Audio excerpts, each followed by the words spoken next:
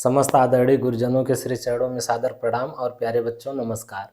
बच्चों आइए आज एक बार पुनः हम लोग कक्षा में उपस्थित होते हैं और पढ़ते हैं कक्षा 10 संस्कृत। संस्कृत विषय का प्रारंभ आज से हम करते हैं क्योंकि बच्चों हमने पिछले वीडियो में कारक एवं विभक्तियों को पहचानना बताया था। तो इसके 4 पाठ में आपके संस्कृत विषय के चौथे पाठ में यहाँ हमने 4 पाठ लिख दिया है। चौथे पाठ में वर्णित है कारक एवं विभक्ति का सामान्य परिचय। तो इसलिए हमने आज चौथा पाठ लिया है और आज से हम प्रतिदिन संस्कृत कक्षा 10 की ही संस्कृत पढ़ाएंगे। और बच्चों जो अभी आप लोग कक्षा 10 में प्रवेश करने जा रहे हैं, जो बच्चे भी 9th का पेपर दिए हैं और कक्षा 10 में प्रवेश करने की तैयारी में हैं, तो वो अभी से अपनी कमर कस लें और संस्कृत विषय को लेकर के वो तैयार रहें, क्योंकि संस्कृत एक ऐसा विषय है जो आपका बहुत अच्छा मार्क देता है आपको। तो इसलिए संस्कृत की तैयारी आप अभी से शुरू कर दीजिए जिससे आपके अच्छे नंबर आ सकें। तो बच्चों आइए आज की कक्षा हम लोग प्रारंभ करते हैं। और हाँ, यदि वीडियो आपको पसंद आए तो लाइक शेयर और कमेंट जरूर करिएगा जिससे हमारा उत्साहवर्धन होता रहे। बच्चों कक्षा 10 संस्कृत कारक एवं विभक्ति परिचय। ठीक, कारक कहते किसे हैं, कारक की ये परिभाषा है। कारक कहते किसे हैं तो लिखा है साक्षात, क्या लिखा है बच्चों, लिखा है साक्षात क्रियान्वयित्वम कारकत्वम। ठीक, क्या लिखा हुआ है, साक्षात, लिखा है साक्षात क्रियान्वयित्वम कारकत्वम। ठीक, साक्षात क्रियान्वयित्वम कारकत्वम, 1-2 बार इसको आप लोग पढ़ लेंगे जिससे याद हो जाएगा। साक्षात क्रियान्वयित्वम कारकत्वम अर्थात जिसका क्रिया के साथ सीधा संबंध होता है वह कारक कहलाता है। कारक, कारक का मतलब कार्य से संबंधित।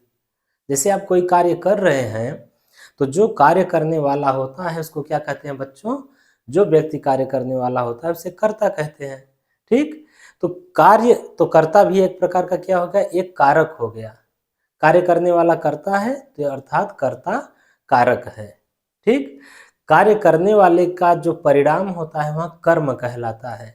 तो कर्ता कारक से संबंधित है, कर्म भी कारक से संबंधित है, कार्य से संबंधित है, इसलिए ये सब क्या हो जाते हैं, कारक के अंतर्गत आ जाते हैं। आइए आगे देखते हैं। कह रहे हैं कि अर्थात जिसका क्रिया के साथ सीधा संबंध होता है वह कारक कहलाता है। ठीक, अब उदाहरण देख लीजिए। कर्ता कारक, कर्ता कारक, कर्म कारक, करण कारक, संप्रदान कारक, अपादान कारक, संबंध कारक, अधिकरण कारक और संबोधन कारक। बच्चों यहाँ पर ध्यान दीजिएगा, संबोधन और संबंध के आगे हमने गुणित का चिन्ह लगा दिया है, कट कर दिया है। क्यों, क्योंकि संबंध और संबोधन को कारक के अंतर्गत नहीं माना जाता संस्कृत में। तो इस प्रकार से संस्कृत में कारकों की कुल संख्या कितनी हो जाती है बच्चों, 6 हो जाती है। यहाँ पे 8 लिखा होगा, 1 2 3 4 5 6 7 8। आराम आराम से एकदम पढ़िएगा, कोई जल्दबाजी नहीं है, आपके पास बहुत समय है, आराम आराम से पढ़िएगा। और प्यारे बच्चों आप लोगों से निवेदन है कि एक नोट्स आप लोग बना लीजिएगा और जो भी हम पढ़ाया करेंगे उसका आप लोग धीरे धीरे करके नोट्स तैयार करते रहेंगे तो आपके लिए बहुत ही आसान हो जाएगा। कर्ता कारक, कर्म कारक। बच्चों जैसे जो कार्य करने वाला होता है वह कर्ता कहलाता है। क्या करने वाला, कार्य करने वाला। और वही कह रहा है कि क्रिया, क्रिया का मतलब क्या होता है बच्चों, यहाँ देख लीजिएगा, क्रिया मतलब होता है कार्य। क्या होता है, कार्य। ठीक, तो कार्य के साथ जिसका सीधा संबंध होता है वह कारक कहलाता है। ठीक, क्रिया के साथ जिसका सीधा संबंध होता है वह क्या कहलाता है, कारक कहलाता है। क्रिया को ही कहा जाता है कार्य। अब आइए देखते हैं, जैसे किसी ने कहा राम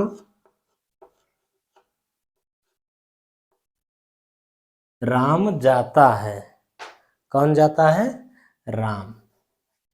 ठीक, राम जाता है।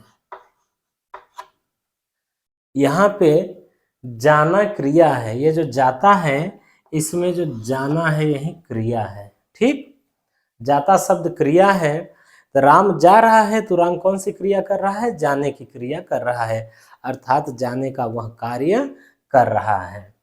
ठीक, तो कर्ता कौन हो जाएगा? जो कार्य करता है वह कर्ता हो जाएगा। जो कार्य को संपादित करने वाला होता है, जो कार्य को करने वाला होता है वह कर्ता हो जाता है। आइए एक उदाहरण और इसका देख लीजिए। जैसे किसी ने कहा मोहन खाना खा रहा है। मोहन क्या कर रहा है? खाना खा रहा है। मोहन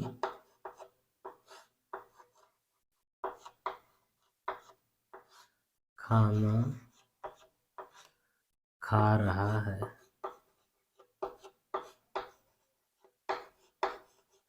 मोहन क्या कर रहा है? खा रहा है। क्या कर रहा है? खा रहा है, खाने की क्रिया कर रहा है। और खा क्या रहा है? तो खाना खा रहा है। ठीक, मोहन क्या कर रहा है? खाना खा रहा है। तो ये जो खाना है, ये जो खा रहा है, तो इसमें खाना क्या हो जाएगा? क्रिया हो जाएगा। और ये जो खाना है यह कर्म हो जाएगा। ठीक, ध्यान से देखिएगा, दो खाना है। एक खाना मतलब क्रिया कर रहा है, दूसरा खाना मतलब दाल चावल सब्जी रोटी कुछ भी हो सकता है खाने में। ठीक, तो एक खाना जो है यह कर्म हो जाएगा, और ये जो दूसरा खाना है यह क्रिया हो जाएगा। खाने की क्रिया के द्वारा वह खाना खा रहा है, तो ये खाना कर्म हो जाएगा। अब मोहन, ये खाने वाली क्रिया कर कौन रहा है? मोहन कर रहा है, तो मोहन हो जाएगा बच्चों कर्ता। ठीक, गांव में आप लोगों ने देखा होगा जब कोई कार्यक्रम होता है किसी के यहाँ, शादी विवाह इत्यादि, तो जो लोग वेटर होते हैं, मतलब खाना इत्यादि को पहुंचाने वाले जो होते हैं लोग, उन्हीं को कार्यकर्ता कहते हैं। क्या कहते हैं? कार्यकर्ता। क्यों कहते हैं? क्योंकि वह कार्य को करने वाले होते हैं, इसलिए कार्यकर्ता। क्या शब्द है बच्चों? कार्य। आसानी से समझ जाएंगे कर्ता किसे कहते हैं? कार्यकर्ता। ठीक, कार्य को करने वाला कर्ता। ठीक, तो कार्य को करने वाला क्या कहलाता है? कर्ता कहलाता है। ठीक, आइए आगे देखते हैं हम लोग।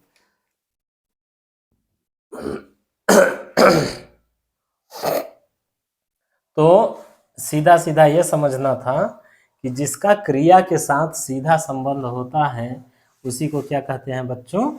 उसी को कहते हैं कारक। क्रिया के साथ जिसका सीधा संबंध होता है वह कारक कहलाता है। जैसे आप देखिए यहाँ छोटे छोटे वाक्यों में कि राम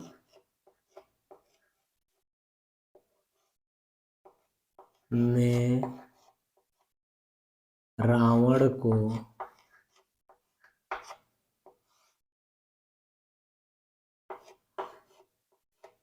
राम ने रावण को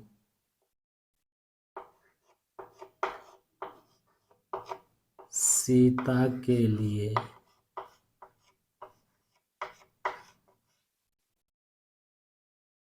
सीता के लिए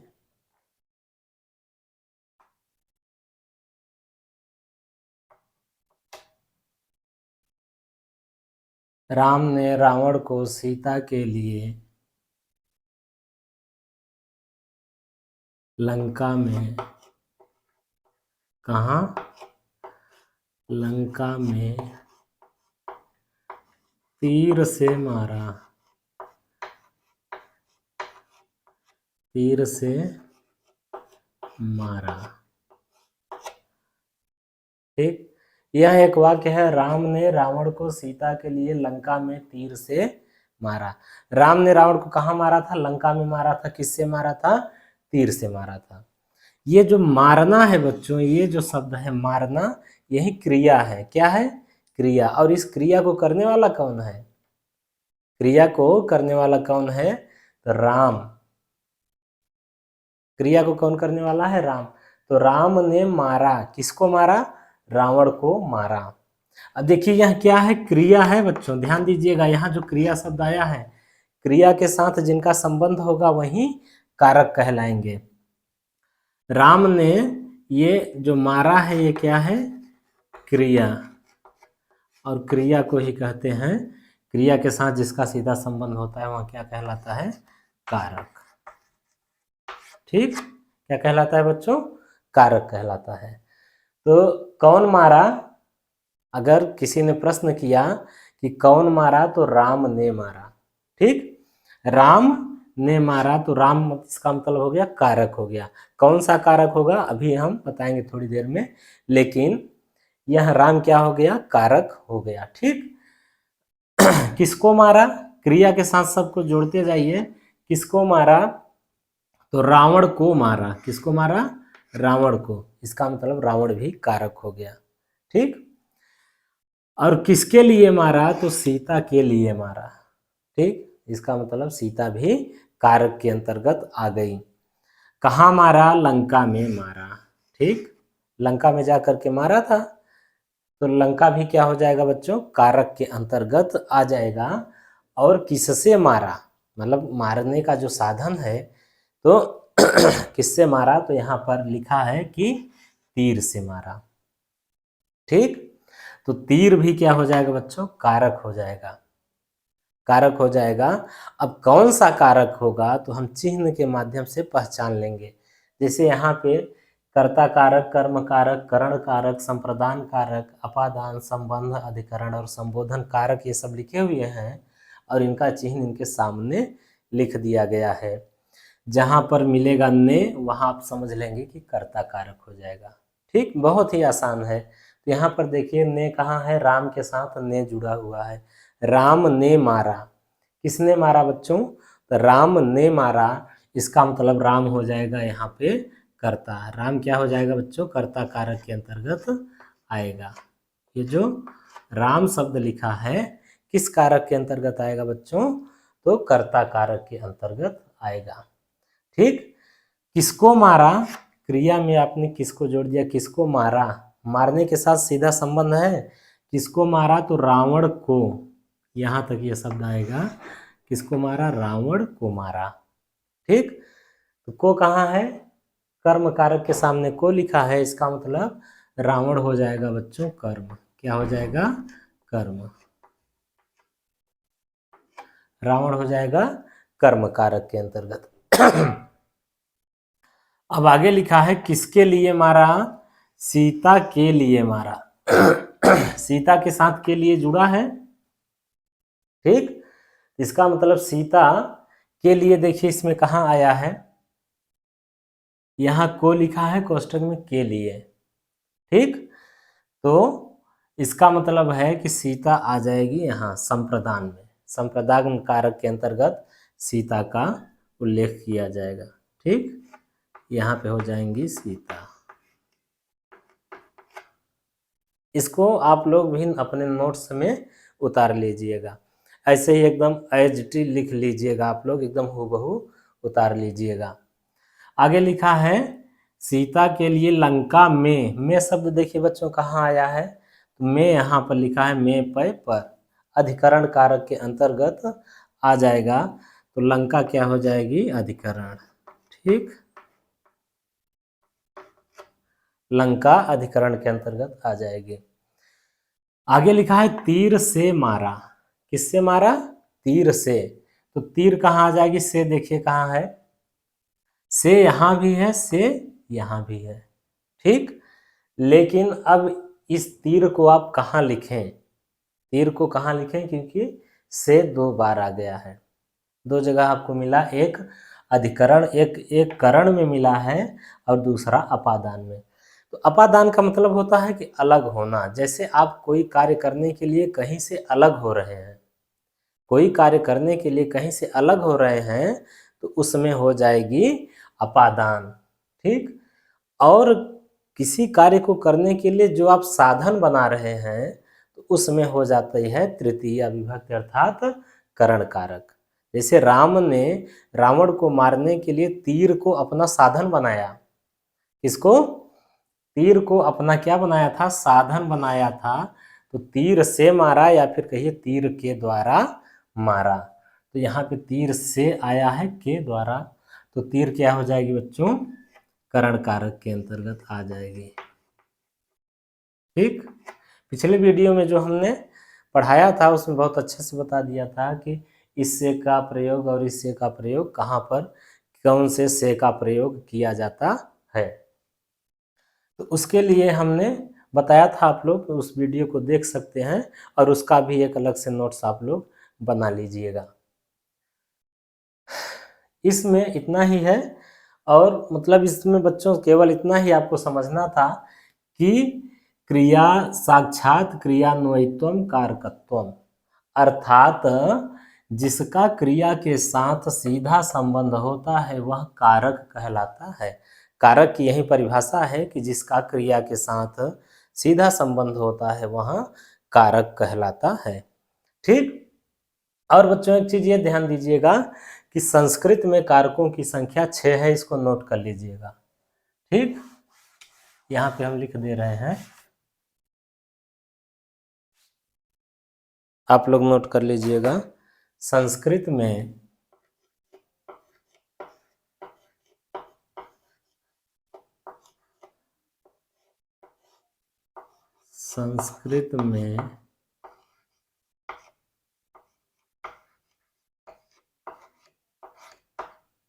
कारकों की संख्या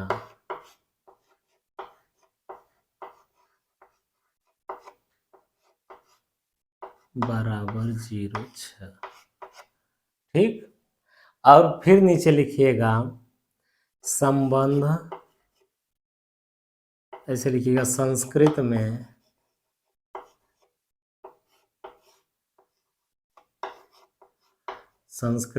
संबंध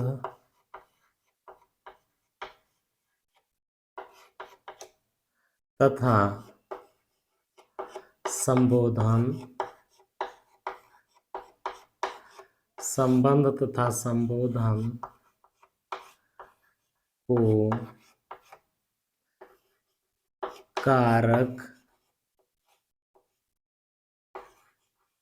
की श्रेणी में नहीं रखा जाता।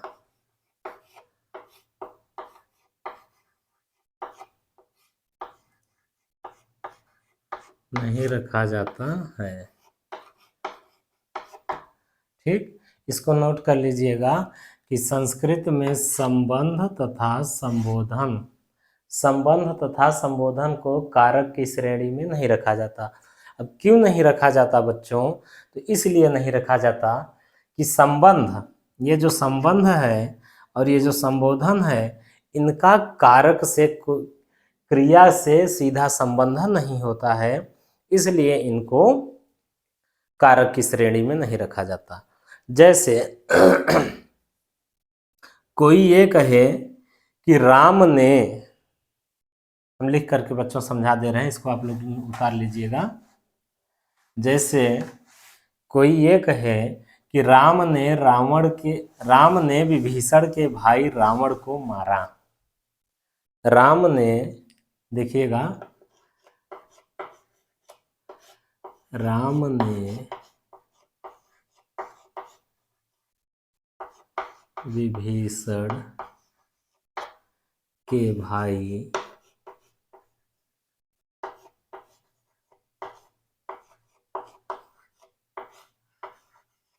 रावण को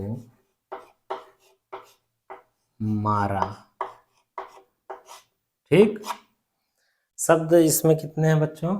क्रिया क्या है? मारा, मारना क्रिया है। तो मारा किसने? राम ने मारा। राम ने मारा अर्थात राम कर्ता कारक के अंतर्गत आ गया।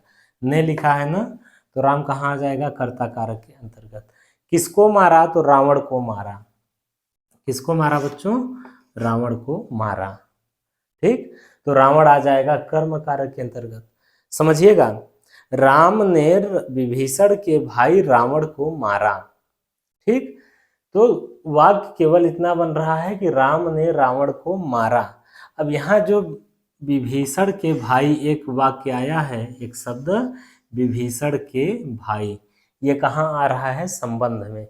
का, की, के, नानी, ने, ये संबंध के अंतर्गत आ रहा है, लेकिन इसका क्रिया के साथ कोई संबंध नहीं है। किसने मारा? तो राम ने मारा। किसको मारा? रावण को मारा। बस यहीं पर वाक्य खत्म हो जाता है। और विभीषण के भाई, इस वाक्य का कोई इसमें उपयोग नहीं है।